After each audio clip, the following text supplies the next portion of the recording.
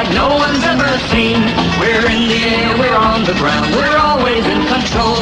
And when you say Miami, you're talking Super Bowl, 'cause we're the Miami Dolphins, Miami Dolphins, Miami Dolphins #1. Yes, we're the Miami Dolphins, Miami Dolphins, Miami Dolphins #1.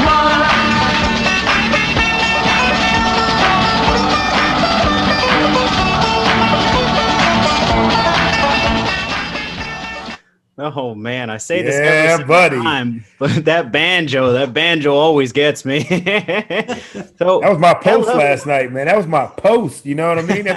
As we secured another, nobody perfect season. I mean, that's what's up, man. We are the greatest football team. No doubt about it, man. No doubt. Yes, sir. Yes, sir. I made sure to go out and get champagne specifically for the occasion. But of course, to everybody else listening, welcome to the Fanatics Miami Dolphins podcast, hosted by me, the legendary Savak, and joined, of course, by my co-host from No Coast, the man, the myth, the mustache, Mr. Brian Byrne. But it's not about us, though, because we are joined by a returning guest, Dolphin legendary receiver, a former first-round pick, and a part of a balanced breakfast, Mr. OJ Mcduffie. How you doing, Jude? I'm great, man. I appreciate you guys having me back on, man. And it's always good to get on when things are going well for the squad, man. No matter what, though, it's always a pleasure being on with you guys. Oh, the pleasure is all ours. Please. Absolutely.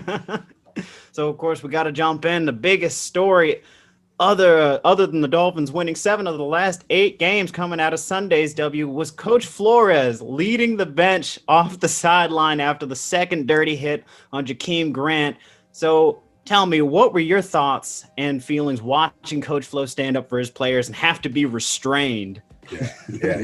I've said it over and over again from almost day one that's my coach. And from that, he solidified that. It's in stone now. It's etched in stone now. That is my coach right there, man. Coach Flo, man. I mean, I like, and Coach Flo admitted afterwards, he needs to keep his cool, and he's got to be a kind of a better example. But he only said that for the media, man. He'll do it again. Do that again to one of his players, and he's going to bring his ass back out on the field and show him that he ain't no punk and we ain't no punks, man. Because you can't punk us, man. You let the guy get away with it one time. The second time was a problem, man. I love it. And Drew, our head of security there, man, he's such a good dude, man. He let Flo get pretty far before he said, all right, coach, then we got to get you back now. All right, we got to get you back. It was perfect. I did appreciate the teamwork between players and assistant coaches. Like, hold on now, coach. We got this. You go on back over there. Yeah. We're going to take care of it. Yeah, the guys in there, only thing I worry about is I haven't seen anything yet, man. But I just see guys mixing it up, man. The NFL, they like to take our money, man, and you just hope the players don't, get lost in this and lose any guys along the thing. But it seems like it's going to work out for us. Guys are going to get fined, but that's just part of the game, man. Hopefully the team pays for it for them. That one can only hope. Jakeem Grant might need to cover those fines. Yeah, right.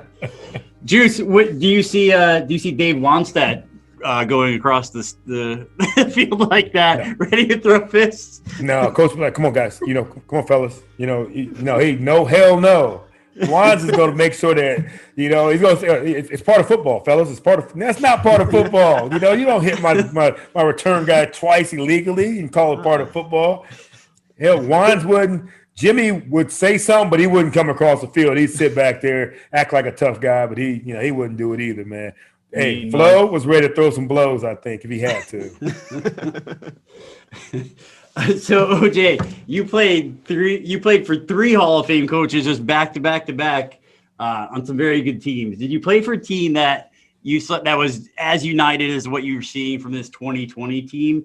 And on a team like this, does all the credit for that go to Coach Flo, or is it do we need to credit some other people for this camaraderie that they have?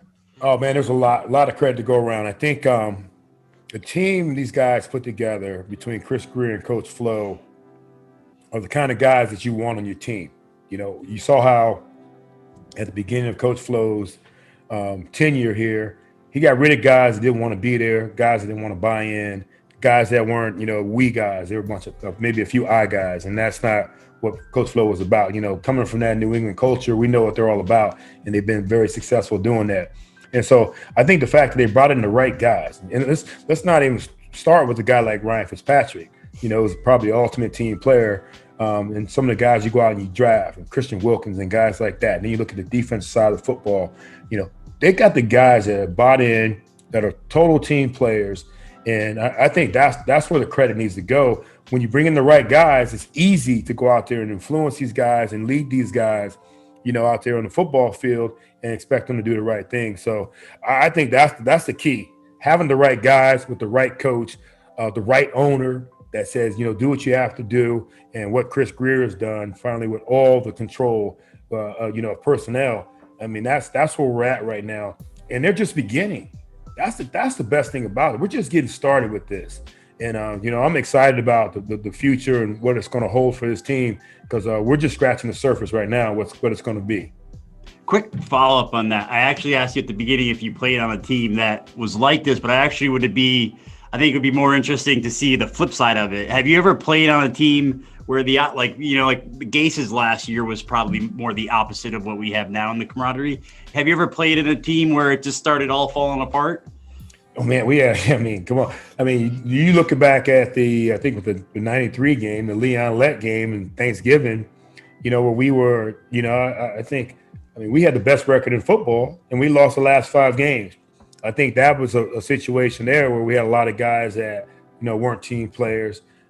Dallas didn't lose a game after that, ended up winning a Super Bowl that year as well. And that's a problem that you have when you've got a bunch of guys that aren't the best.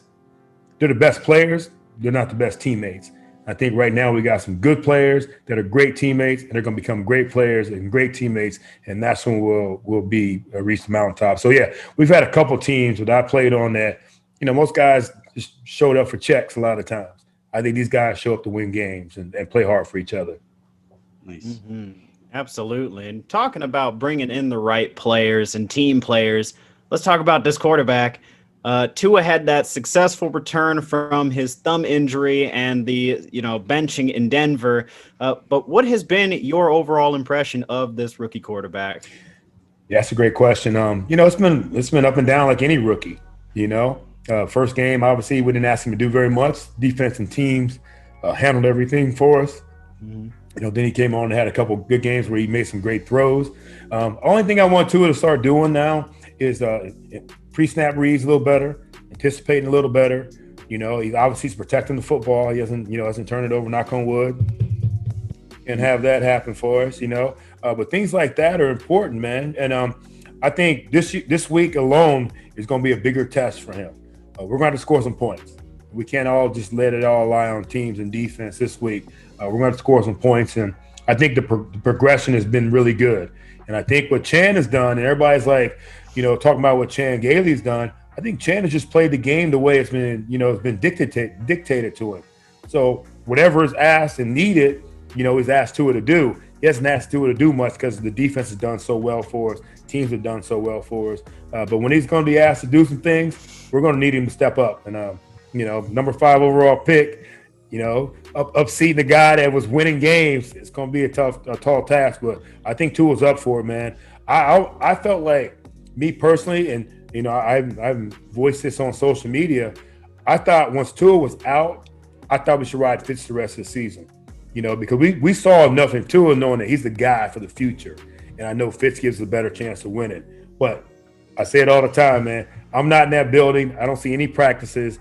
And Flo, I trust. So, you know, Flo made the decision to bring him back out, and it's working out for us. So I'm going to continue to ride that train. This is a lot like the Chan Gailey system that you played for. Now, you know, it's kind of weird because the first half season it wasn't like this, but you know, these last few games with Tua, it's more like that 2000 team where you've got the dominant defense.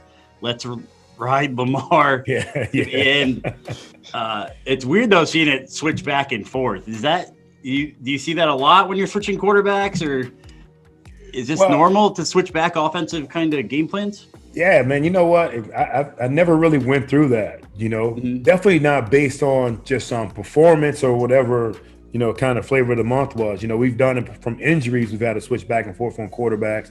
But, you know, when you think about it, you know, Chan is a guy that's so good at exploring mismatches.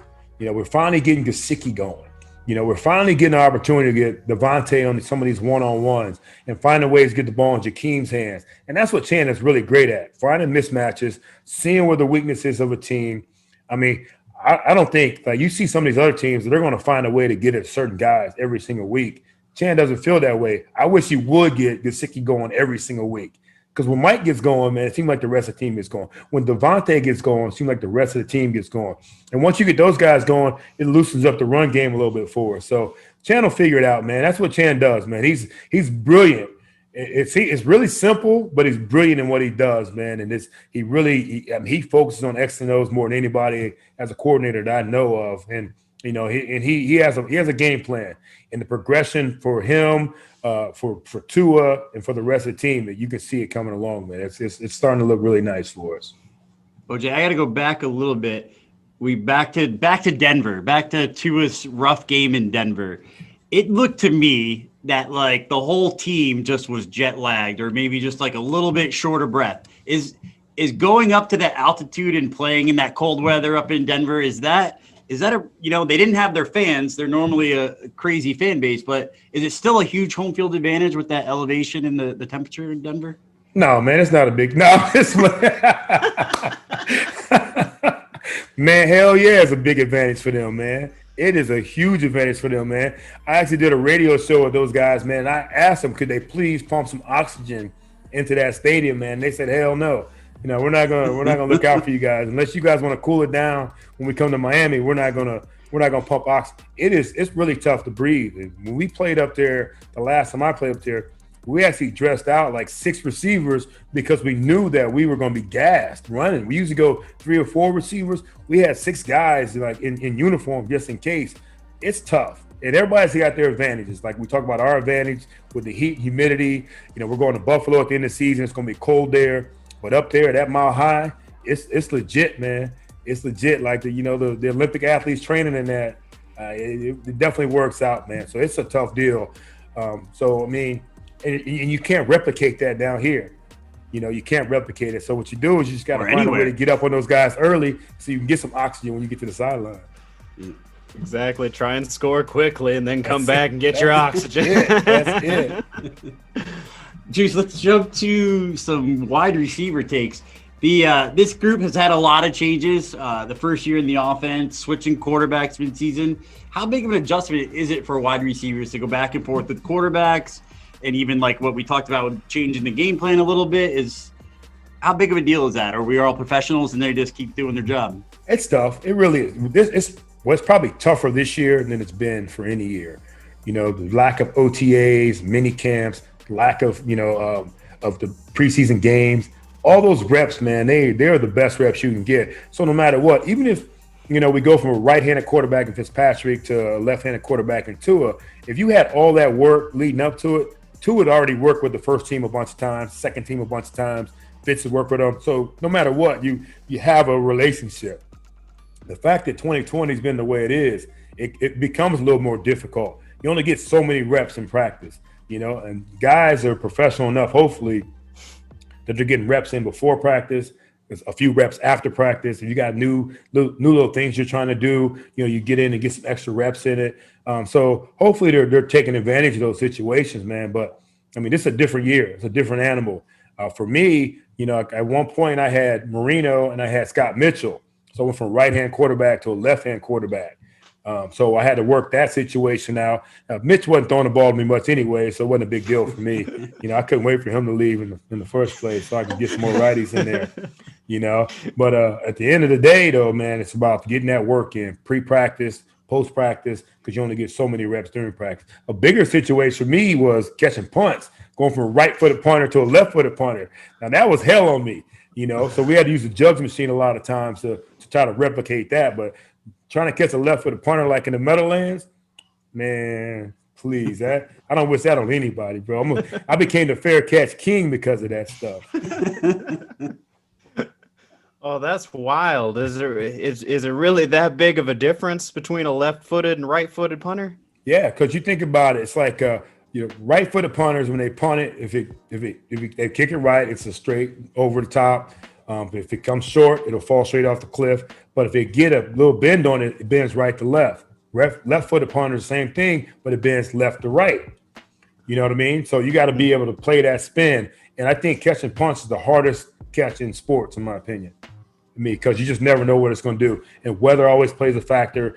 Rain, snow, sunny, windy, those things all play a factor. And like I said, if a punt turns over, it's going to drift. If it doesn't turn over, it's going to fall off a cliff. So you got to make all these decisions, within 3 or 4 seconds. And, the best decision a lot of times is to get the hell out of the way. So that is pretty wild. I know after Tua was named the starter, he was trying to get some extra time in there with the receivers, try and figure that timing out and stuff, as they did seem a little out of sync in his first start. But I think overall the group is coming together. But what are your thoughts of the entire group of receivers? And can you see anybody besides Parker and I guess besides Gesicki stepping up? It's tough to see it because, the opportunities are so limited at times. We need Jakeem to step up. We need Hollins to step up some, but they got to get opportunities, and we are very conservative right now. And I think our tight ends become more like our wide receivers. I mean, I see them, finding Smythe a little bit more, Shaheen a little bit more, of course, Gesicki a little bit more. So they're, the way offenses run now, these tight ends that are flexed out, I mean, they're receivers now, I think we have to find a way to get the ball in Jakeem's hand a little bit more, and some, you see these little flash screens or that jet motion and get it to him. Even if it's for 3 or 4 or 5 yards, it's just as good as a run play for us. I think the more we go ahead and get Jakeem involved, the better he's going to be for us as a team. So, you're going to see Parker get these one-on-ones, and I hope that we continue to see, Tua take advantage of these one-on-one. If Parker gets a one-on-one opportunity, throw it up, give him a chance. Because, man, we've seen him now starting to turn that corner and be that guy that, 50-50 ball is more like an 80-20 ball for us now. And I love that situation. Why has it taken Chan so long? I'm sorry. Oh, no, you're good. I was just going to say, I know we were a little concerned about whether or not Devontae would continue that trajectory that he started last season. So it's nice to see that coming full circle. Go ahead, Brian. Why did it take Chan so long to get those couple dump passes that he did to Jakeem this past weekend? And, we have other guys with Bowden Jr., the rookie, and Malcolm Perry, the rookie, who aren't really probably ready for primetime wide receiver role, but could do more of those gimmicky type plays. We haven't seen even wide receiver screens or a lot of. I'm gonna tell you, Brian, man, those screens are hard to get off, man. Yeah, those guys are so fast, man. D linemen are so fast. Linebackers are so fast. And you bring some of those other young guys in, and you always think gimmick right away. You know what I mean? These DBs and defensive guys they're super smart, man. So you got to have guys that have been getting, 40, 50 snaps and then give them an opportunity to make those plays. But when you bring those guys in especially situations, all eyes are on them, man. That's why Devontae can get some one-on-one at time because, he's in there every single snap on offense. Jakeem's now is in there every single snap. So they should be able to get more for Jakeem. But you see motion, things like that, they're thinking jet sweep right now. If they see him line up in the slot, they're thinking some type deeper, So, I mean, you watch so much film that you see tendencies. And the best thing that we did a few years when I was with the Dolphins was we self-scouted, Our defense coordinator would look at our team and our offense coordinator would look at our defense, and we'll see what kind of tendencies we kind of get stuck in. We get kind of stuck in a rut. And if I see OJ here, here's what they're going to be doing. Here's what you do all the time, so we can try to change up what we're doing. But most of the time it's hard for people to, change their stripes. Hard to change what you do and what you do well. And sometimes teams are so stubborn. They say, line up, what we're going to do, stop us. And, that's the way it goes a lot of times. Mm-hmm. Hey, if it works. That's right. Like our defense, man. Our defense is going to say, we're going to line it man to man, you know what I mean? And, beat us. Beat us. We got Byron, we got X out there, and hopefully Rowe comes back from he came back in the game. He's outstanding. And Bobby Mack's been great on the back end. Beat us. Find a way to beat us, man. And, need him. I see him. He's chasing a lot, but he's making plays at the same time. So, we've got a solid secondary. We got, we getting Christian back. All that stuff helps, man. Abda and, and Shaq. We just got to – but this is the biggest week. Getting ready for these boys right here. Our defense has to play the best game they played all year, and they've had some great games, but this has to be the best game they played all year. I gotta say, we had OJ on right before the season started, and we were trying to get him excited, but I think he was a little lukewarm about the team. This team's legit, because OJ's like ready. I think he's gonna got put on shoulder pads when he's done with this interview. Hey, Brian, they only remember what you do in December, man. They only remember what you do in December. It's December, man. I like that Let's get it. So your last season, Juice, you didn't come in till I think week 7. You had an injury and you came in late season. Antonio Callaway's dealing with that. He came in week 9. He had the suspension. How hard is that to get your reps in when you're coming in that late in the season? And can we expect much out of him getting that late start? It's hard, man, because it's hard to get the reps during the week. There's already a familiarity with Tua. With all the guys, man, it's really, really, really hard, man, to even get a chance in practice. Practice is so limited, the number of snaps, especially this late in the season. There's hardly any pads on. They're like really glorified walkthroughs a lot of times, just really getting the game. Everybody's banged up, so there's no hitting. So it's really hard to show what you can do, in an offense this late in the season. You really need a preseason. You really need the beginning of the season. You really need for somebody to get hurt. Things like that are only 10 times you get opportunities to shine, so it's going to be tough for them, man, unless we come in, like we talk about, some specialty opportunities. But when special, you only get 10 snaps, the radars go up. So it's going to be a tough deal for them. Mm-hmm. But hey, who knows, man? Who knows? I like that. I like to be in practice right now. I wish I could go to practice every week just to see, so I could be like, I told you, he's gonna put on the pads and the helmet. He's just gonna sneak into practice. Exactly. I'm sure you could sneak in there with the helmet on. Nobody would even notice. Hey, as long as they don't put me in, I'm good, man. Don't put me in. But I agree, though, is this week we go on to play the daunted Chiefs offense, and this team as a whole. I agree with you. Not only though does the defense need to play their best game of the season, I think the team as a whole needs to play their best game of the season, because we know Kansas City's going to put up points. That's what they do. It's what they're known for. We need to be able to at least keep pace with them in some way. But what impresses you about that Kansas City offense, I guess, aside from Patrick Mahomes? Yeah, the creativity, man.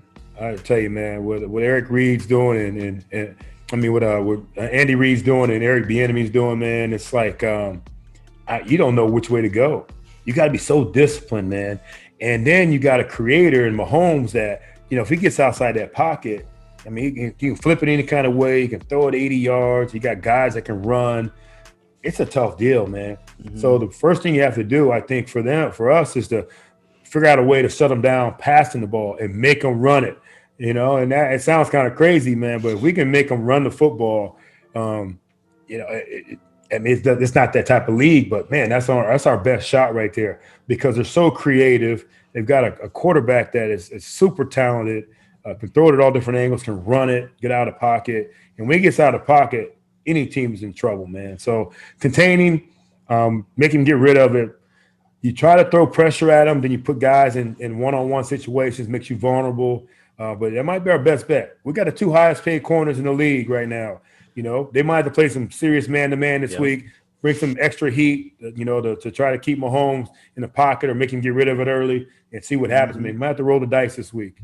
That's right. Tell those corners, all right, get out there and earn that money now. Come on. That's right. Because you're absolutely right. I don't think I've ever seen a quarterback better at the scramble drill than Patrick Mahomes. That's incredible. He'll sidearms, throw it low into his left, throwing across his body. Man. He's playing pickup in the NFL, man. He is. He's playing schoolyard ball. It's the most ridiculous thing I've ever seen. And he's not turning the ball over. You'd expect somebody like that to make some mistakes, and he's not. It's like controlled chaos with him. Yeah. You blitz him and you put more pressure on him, and you're worse off for the wear. Yeah. Well, I think Coach Flo, man, this is going to be his our DC is going to be their biggest challenge, and I know that Coach Flo's been up to the task, man.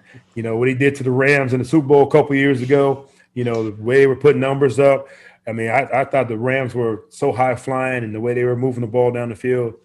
Flo's up for the task, man. This is what he lives for, man. And, you know, and he loves that defense. So we'll see what happens. He could win Coach of the Year this week. He is Coach of the Year. They can say whatever they want. He is Coach of the Year. I said that he's already Coach of the Year in our hearts. It's all right. Yeah. Even if they don't give it to him, we've already crowned him as such. That's it. Right. That's right. All right, OJ, we're 8-4. The schedule's getting a lot harder the next 4 weeks with, as we mentioned, Kansas City. We got New England right after them with Bill Belichick going against a rookie quarterback. Then we go to Vegas and then finish up in the frozen tundra of Buffalo. How do you see this playing out? What do you think the record's going to be after these next 4 games? Well, you know, you can't December. ask me that. I'm a homer, Brian. I am the biggest homer, man. I can relate. Yeah, we're gonna be 12-4. That's what I was. You a homer? What do you mean? Realistically, I would love for us to at least go 500 in this situation. You know, if we can go 500, that'd be outstanding, man. I think we can get New England, we can get Vegas, Buffalo. At the end of the year, it's going to be a tough one weather-wise, and they're playing such great football right now, man. And they got a young quarterback in Allen, man, that's just outstanding. Watching that game last night, I mean, he's just solid, man. So if we can get to 500 for these last 4 games and go 10-6, that's what I'm looking forward to. I think we can get there. All right, I'm with you. Absolutely, 100% agree. So everybody, do make sure you check out OJ on the Fish Tank podcast. Him and Seth are great, and you can find that anywhere, everywhere you find podcasts. You can find them on YouTube, MiamiDolphins.com.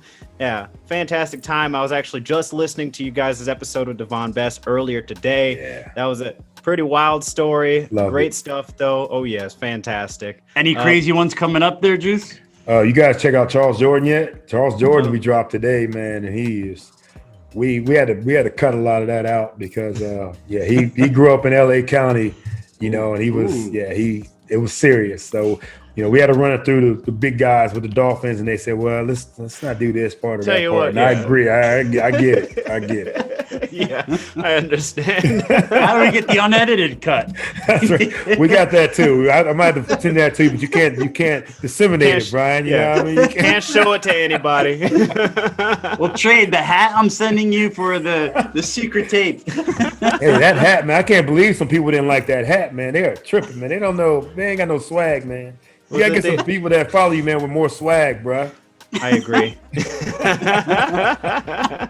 OJ, thanks so much for joining us. As always, it was such a fun time. And as I said today on Twitter, the Fish Tank is the podcast for Dolphin fans. If you're not following that, you're not doing this fandom right. So get on there. I appreciate it, man. I appreciate it, bro. We got some we got some good ones coming up too, man. We just did Lindo Mari, which is great because the way Sanders has been kicking, man, it was like right on time, man. And you know, it's so much fun, man, because it seems like everything is like there's so many guys that play for the Dolphins, and some of the stories you might not think are interesting, but they end up being so good. I learned so much from some of my own teammates. I thought I knew him better than that, you know what I mean? So I was talking big Eric Green today. I'm gonna have his big ass on soon too. I don't think I've ever heard a Lindo Mari speak. I know. that We couldn't shut him up, Brian. We couldn't shut him up. He normally speaks with his foot. Oh, I do have one question though. Are you going to be participating in the upcoming poker tournament, the Jason Taylor Foundation, this month? I doubt it, man. I hate poker. I won the first time, man, and I kind of like rest on my laurels right there, man. You know, they try to get me back out there. Everybody wants some get back. I just want to have my trophy and just leave it alone, man. Tom from Faded Spade wants you on there. He wants me back, so I knocked his ass out. Yes, and he cracked me up because he got on there with Seth, and he said to him, "Hey, is OJ Mcduffie getting back on here?" Dude, I relate, Juice. Seth got me into one round, and I think I finished 4th on the final table, and he's been trying to get me back in. I'm like, Seth, I hate poker. Man, oh man, I'm not patient enough, bro. I'm not patient enough, man. I'm all in with 2-3 unsuited. You know what I mean? Let's go. It's like whatever. 45 minutes. That's all I can do. Juice, again, thanks a lot, man. And as always, fins up, baby. Fins up, man. Fins up, fellas. Appreciate it. Many thanks again to OJ Mcduffie, former first-round pick, and as I said, a part of A Balanced Breakfast. Do make sure you check out the Fish Tank podcast, Tales from the Deep. Him and Seth, great time. We were just talking about some of the episodes on there. Very entertaining. But now that he's gone, we will go ahead and shift our focus back to this team for a little bit. Looking back at that last game, we had Xavier Howard continued his record pace for interceptions, recording his 8th on the year before being thrown out for throwing a punch, probably the worst punch I've ever seen in my life. So not a punch. I don't know. I mean, he probably shouldn't have swung at all. I don't understand what it is with football players wanting to throw punches at guys wearing helmets, but hey, is what it is. Unfortunately, he did get ejected. So what were your thoughts of first the interception and then the ejection? Well, I mean, I think he was we talked about it pregame on the pregame show that we did with Handsome Jimmy on Saturday, and we talked about him getting multiple interceptions, maybe overtaking all the dicks and breaking the record this one game, getting to 11 INTs and owning the Dolphins' single season record. But that didn't happen because of the phantom. I want to call it a slap more than it was a punch. The hand was definitely open.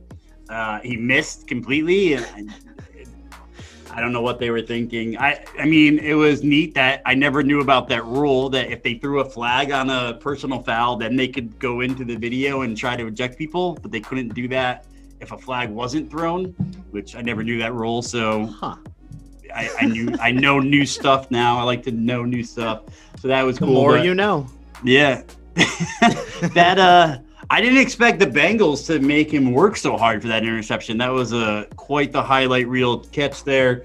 Nothing really else came his way, but I'm thinking he gets at least one more if he stays in that game the way he's playing, and he seems to always like gain fire. Like he's like, like you ever play NBA Jams after he makes a couple shots, then he's on fire. He's heating up. Yeah. He's on fire.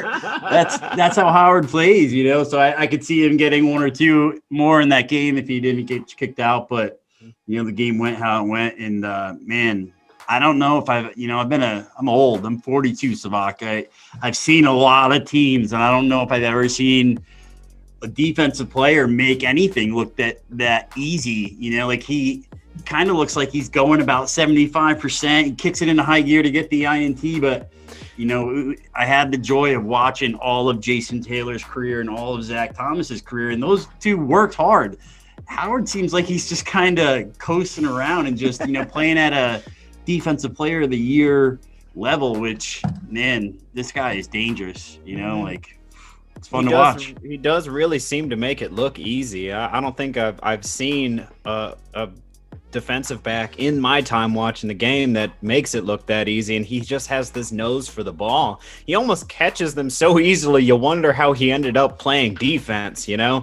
But yeah, it's fantastic the way he tracks, and then he'll go, and just like you said, it does look like that, like he's going 75%, and then all of a sudden turns around, sees the ball, and kicks it up to 100 and makes this grab. And that interception off of Brandon Allen was just fantastic. What an acrobatic catch. I mean, geez, man. Yeah. So he's definitely proven that he's more than worth the money that Miami's paying him. Now, as far as the fight goes, I have no idea what exactly started it. I know we can't really tell what's going on down there, what gets said to who, but we got to be a little bit more disciplined than that. I know the Bengals weren't exactly playing clean ball, but I mean we owe it to ourselves. I say we like I'm on the freaking team, but but you don't know. You might come out. You might get called up. Hey, you never know, right? That's what I was telling Seth that not too long ago. You're looking at the third string Pee Wee punter right here. Okay, at any time could be my moment. But we do owe it to ourselves not to play down to the level of our competition. If they're going to play some Bush League stuff, we can't do that. That's, you got to carry yourself like a champion. Champions train here, champions play here. That's how it goes. But unfortunately, that's what happens, though. When you throw a punch, you're going to get ejected probably. But go ahead, Brian. Yeah, I mean, I see where he's coming from, though. It was just chippy. And like we saw with the replay of that safety who ended up getting suspended today, like they were just playing dirty the entire game. And I'm sure the cameras couldn't have caught all the stuff these guys were doing. They were trying to goat them into playing this Bush League stuff the whole game. And, you know, it got out of control at one point with the bench clearing and with Howard. And it's just got to be tough to, you know, it's easy for us to say, do the right thing. But, you know, I never played at a high level, but I did play, you know, like high school sports and stuff. And, you know the right thing to do in the locker room, but when it gets out there and a guy's taking shots at your nuts or stepping on your leg, you punch a guy. Like, it's just your nature, especially I can't imagine playing at that level and doing it. But the other thing I wanted to say, though, was Eric Reed, and I don't want to compare him to a Hall of Famer because he's still, you know, he's won Pro Bowl. This is definitely be his second Pro Bowl year. But Eric Reed had that same vibe of that. Just looked like he was going about 75, making it look easy, and then would push it into high gear at the end. I think what Howard's doing is almost harder, though, because he has to stick with the guy. You know, Reed had it where he was free safety and could center field it, where Howard's got to be able to – you don't see corners turning your head and playing the ball like wide receivers ever. You know, running backwards, it doesn't happen. Yeah, it's what he's doing is, you know, and you noticed on Twitter yesterday, the entire NFL – is posting defensive player of the year right here. It looks like it's a cornerback. Lots of NFL players were saying that yesterday. So it's starting to take notice, even though you know, national media is not always in Miami. Not yet, but they will be back. That's right. But I do want to touch on something you said, because you're absolutely right. It's a very emotional game, and you can be told 1.5 million times, this is how you're supposed to handle it. But, you know, when you're in the heat of the moment, it is very emotional, very passionate down there. I do want to give a shout out to, who was that? Solomon, was it Kinley? Yeah. That actually got stepped on and did not get up and give it back to that. He looked like he was going to, though. Oh, yeah. It looked like he thought about it for a second, but it occurred to him, hold on now. Yep. We are not in college right now, so this is not going to end well. Let me refrain. So shout out to him. Very well done. For everybody else, you know, just got to take it one moment at a time, I suppose. Okay, so moving on, though, let's talk about Tua. I do love what I saw there. One of the biggest things I've been harping on all season long is the team not making these halftime adjustments. They made them in this last game, and in the third quarter, they came out, and Tua balled. He threw it all over the place. The catalyst of the change was, in fact, what I've been saying. Say it with me now. Taking the training wheels off. That's right. Yep. And look at that. Tua went ham in there with it and running the no huddle. What were your thoughts of his performance and the offensive change? So, you know, this is what I was hoping for Tua, but obviously with the first half going how it was, I was, you know, I can't lie, I was scared. You know, I'm a Tua homer. You know, people were talking shit about him on Twitter, you know, at halftime, and I was still sticking up for him. But inside, I was a little worried. You know, I was definitely getting scared, especially with the chance of losing to somebody as lowly as the Bengals. But yeah, I mean, he came back exactly, you know, you couldn't have scripted it any better how you'd want him to react to that. And like, I think Jimmy said it a couple of weeks ago, you know, like we've been seeing before the Denver game, that we've been seeing Tua play with a lead. What's going to happen with a little adversity? And that's what makes, you know, that's what makes the next level quarterback. You know, a lot of quarterbacks in the NFL, second stringers included, could play with a lead and look pretty well. But how are they going to do when the chips are down and it's on their shoulders to win it? And, you know, Tua wasn't having losing. It wasn't going to let that happen on his watch. So he came out there and, I mean, he made everyone calling for him at halftime to shut up because, man, he came out balling. That first drive was so nice. Got down there a couple other times and had to settle for field goals with some questionable play calling. You know, Chan took the training wheels off, but he didn't like lock him up in a closet. He kept him right by his side. He might have left him with like put one back on for the next drive.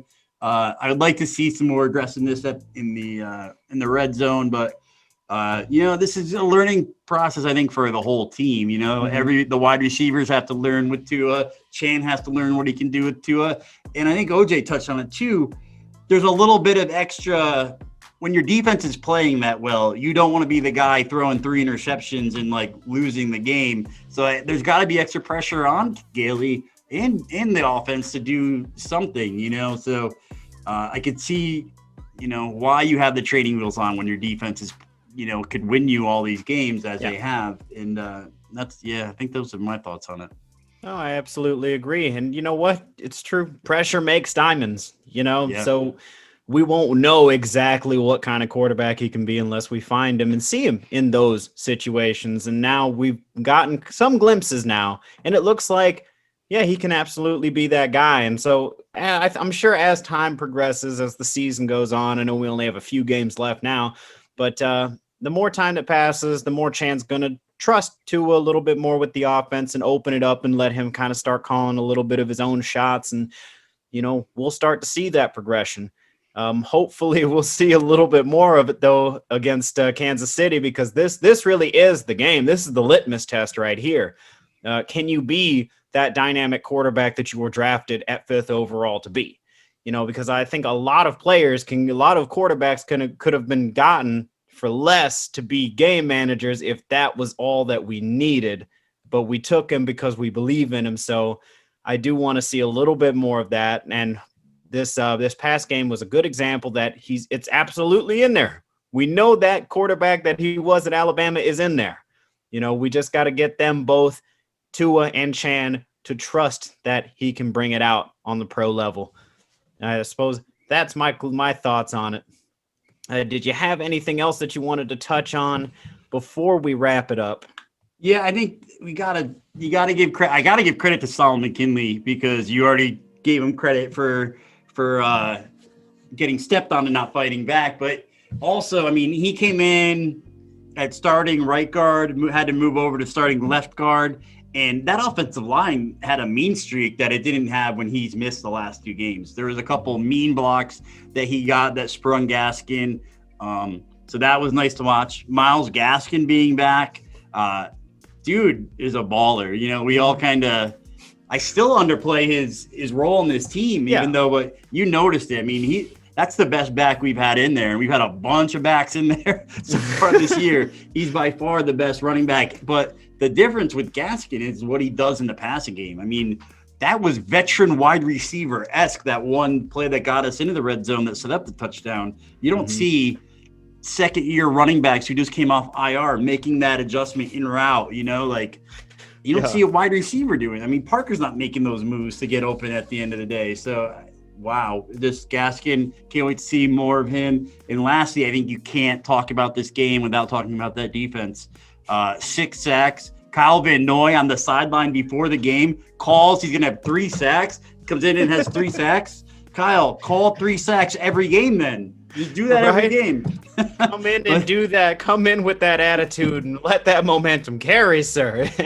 Watching this defense gain steam, you're starting to get buy-in. Maybe they can beat Kansas City. Maybe we can shut them down. No one's been able to do it really, but I don't know. This defense could definitely keep us in this game. They're just Agba. That sack that Christian Wilkins returned for a touchdown, it ended up not counting, but Agba was on the quarterback in a half a second. The guy didn't even have 2 seconds to go back there. The defense is playing mean. The corners are playing great. Also, credit to Noah Igbenogany. Had to come in for Howard. He got matched up with A.J. Green for the whole game. Didn't allow a single catch. He looked really good. So, overall, a lot of good things. You would have liked to see the score get a little bit better. The score didn't really paint the picture, though, of how dominant this win was. You didn't sweat at all in the whole second half. It was, I think they got 18 yards the whole second half. It was ridiculous. So. Absolutely. And then just like the defense, I don't think that you can talk about any game this year without mentioning the special teams. I gotta always give it up to my main guy, King Sanders. I'm serious about getting his jersey before anybody else's, because I don't care what you guys say. He is the best player on our team, followed by X Howard. But that man, he was perfect on that day. I think he knocked one in from 48 yards, no problem. I love how he can kick these from 50-plus yards, and they still go right down the middle. He makes it look so easy, you don't even think it's that kind of distance, and then they stay it, and you're like, that was how far? And Of course, Matt Hawk looked really good. Unfortunately, punted a little bit more than we would hope he would have to. But of the 4 that he kicked, he put 2 within the opposing 20-yard line. So special teams still looking really good. Still, again, shout out to special teams coordinator Danny Crossman. Keep up the good work. And that's about it for me. What do you say, Brian? Just a good win. There was somebody else that I wanted to give credit. The fact that Tua didn't throw an interception again. It's pretty impressive. He's getting close to record pace, I believe. I think he's like one of 2 quarterbacks now that actually no, I think he's the only quarterback with 5 games to have no interceptions. He's also coming on there was a rookie quarterback that has like 182 attempts without an interception, and he's up to like one. I think that was Dak. Dak, yes, it is Dak. So he's only like 20 attempts to breaking that record. So that's great. The other thing that was key was 0 sacks. Didn't see that coming after the last 2 weeks. This line gave up 10 sacks. So again, credit to Solomon Kinley too, because shows you how big of a deal it is to have him in there. Yes, and we ended up losing, one of our best players on O-line, Eric Flowers. The first reports looked bad, but actually it doesn't seem to be that bad. Looks like he may only missed about 1 or 2 games with a high ankle sprain. So that's really good news. We'll get him back for those last couple of games and hopefully the playoffs. I have not heard about Elandon Roberts yet, but hopefully his injury is not too serious. He's not an every down player, but that dude brings a spark every time he does touch the field. So he's been fun to watch this year. So I hope we get to see him out there before the end of the season. For sure. With that, why don't you take us out of here, Savak? All right, everybody, make sure you subscribe to the Fin Addicts Miami Dolphins podcast, available wherever podcasts are available, Apple Podcasts, Google Podcasts, Spotify, the places. We do what we do for all of you, so get on there, leave us a nice review.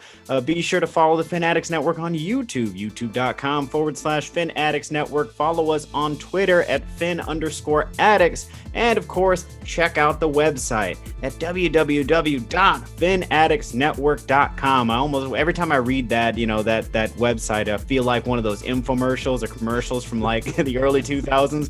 Get your parents' permission before going online. Dude, knowing you is like having that. Every time I talk to you on the phone, I feel that way. It's like knowing an infomercial. Oh, that's so funny. But yes, get on there, check it out. Lots of cool stuff to see. And until then, we'll see you guys next time. Let's go get a win, huh? Yeah, let's do it. Fins up, baby. Fins up.